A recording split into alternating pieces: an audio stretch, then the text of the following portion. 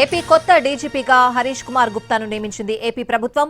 ఉత్తర్వులు కూడా జారీ చేసింది. ప్రస్తుత డీజీపీ ద్వారకా తిరుమలరావు ఈ నెల 31న రిటైర్ కాబోతున్నారు. దీంతో ఆయన స్థానంలో హరీష్ కుమార్ గుప్తాను నియమించింది ఏపీ ప్రభుత్వం. హరీష్ గుప్తా 1992 బ్యాచ్ ఐపీఎస్ అధికారి. ప్రస్తుతం విజిలెన్స్ అండ్ ఎన్ఫోర్స్మెంట్ డీజీగా బాధ్యతలు నిర్వహిస్తున్నారు. హరీష్ కుమార్ గుప్తా సార్వత్రిక ఎన్నికల సమయంలో కొన్ని రోజుల పాటు డీజీపీగా బాధ్యతలు నిర్వహించారు.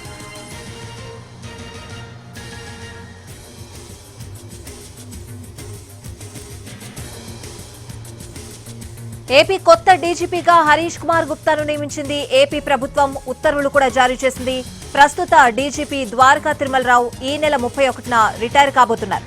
దీంతో ఆయన స్థానంలో హరీష్ కుమార్ గుప్తాను నియమించింది ఏపీ ప్రభుత్వం.